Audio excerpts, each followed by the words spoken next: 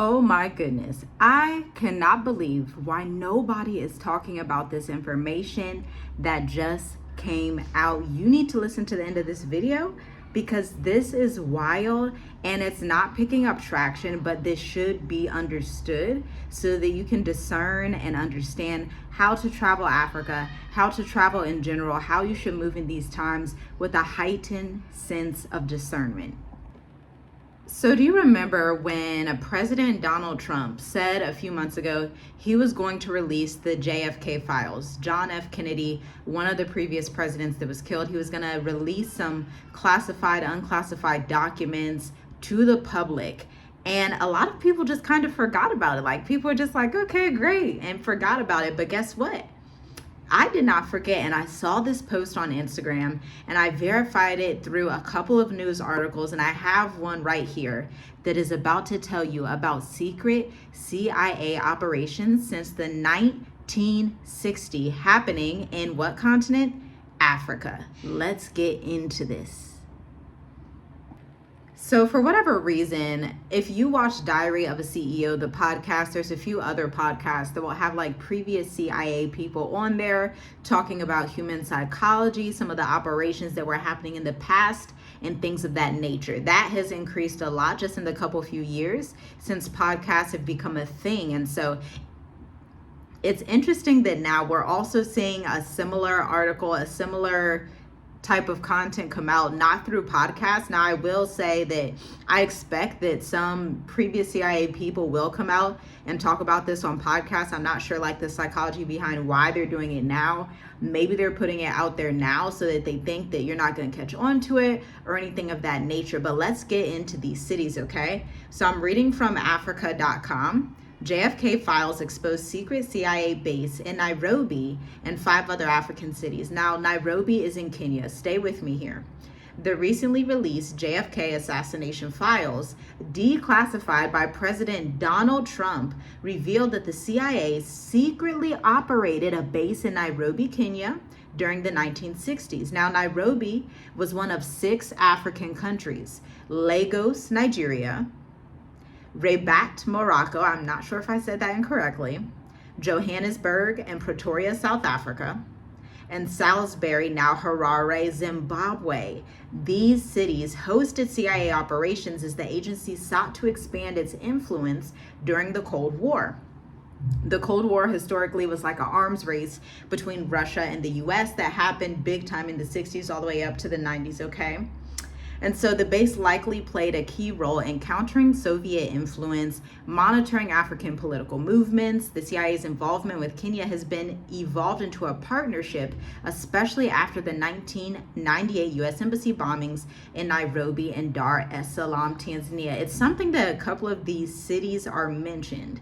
Now, I want you to pay attention to which African countries and which African cities notoriously have a lot of drama. There are some missing off of this list that I believe, just from my own, like looking at patterns, looking at the way that certain people operate, I do believe there are a few other popular cities in Africa that could potentially be these like operation bases, okay? And I want you to think back to They Clone Tyrone. Walk with me for a minute. The thing in They Clone Tyrone was like the whole thing was an operation. Essentially, it was some guy that it was a brother that was actually a part of some kind of agency or whatever. And inside of the They Clone Tyrone like movie plot, the people, they would have this chicken, they would have like these ghettos, they would have all these things that played into the conflict and the plot. Stay with me here. You can see this replicated in other areas of Africa also. Similarly, like Nairobi, definitely Johannesburg, definitely Pretoria. I have family that has spent time in Pretoria, Johannesburg, and the Eastern Cape of South Africa, okay? I have friends and family that live in Nairobi, Kenya, and my family has traveled to Nairobi, Kenya. And if you look at some of these cities, there's a lot going on. There's a lot of drama going on. We all know Zimbabwe's currency fluctuation has been insane. And so I think if people were to discern this, they would say, hey, these Western agencies came in and essentially said that it's not going to be a partnership, but I think they're actually kind of like self-destructing the areas. And the best way to do that is going to be using the same patterns that they used in that movie They Clone Tyrone. If you don't know what I'm talking about, you want to watch it, because artists and creatives, they will say things in a creative way so that it's not so direct, so that it's not like, oh, whatever. But artists and creatives write narratives so they can dispel information to you in a simple fashion, in a way that's like, oh, it's just a movie, oh, it's just creative, oh, it's just art. Yeah, but look at these documents. So I'm going to actually copy and paste this, add it in the description. It's not very long, but it is telling, because President Trump, he had 3 attempts on his life, and a lot of people are like, I'm not sure if it was reality. But when I look at these things and this information coming out, I'm not Republican or Democrat. I don't really care either way, but just from a discernment standpoint, when I'm reading news, when I'm trying to understand what's happening, all of these things, then it would appear that, for those agencies, they probably wouldn't necessarily want that to get out too early. But, now the bottom line says it. They're like, hey, now we're saying we are going to be in a partnership.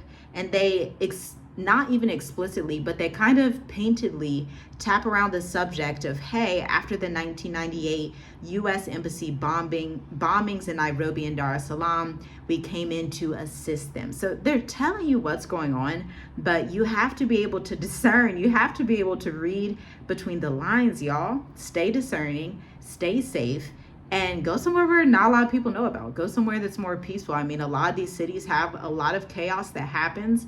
And when you look back at the history of that institution, that chaos follows a lot. If you just look into the history, there's so many YouTube documentaries, honestly, for anyone to not know what's going on when they're just blatantly saying it out loud on YouTube is just like, it's not smart. So take some time, take like 60 minutes today, and just look into this stuff. Look into what people are reporting, especially on the Diary of a CEO. He has some previous people on there that were giving like really interesting information, okay? There's also another guy who had came out on another podcast, and it's like, alrighty then, well, the cat's out the bag. Do with this information what you will. Move in discernment, move in wisdom, redeem the time, because it's time to walk in the light. It's time to be peaceful. It's time to be discerning. And it's time to look for the goodness in humanity, because there are good humans out there. There are good people out there. There are good African countries out there. There is hope. There is grace. There is majesty. There is just everything that you're looking for. But the key is that you need to choose the right place. Divert yourself from drama. Divert yourself from confusion and seek peace. I'll see you in the next video. Shalom, shalom.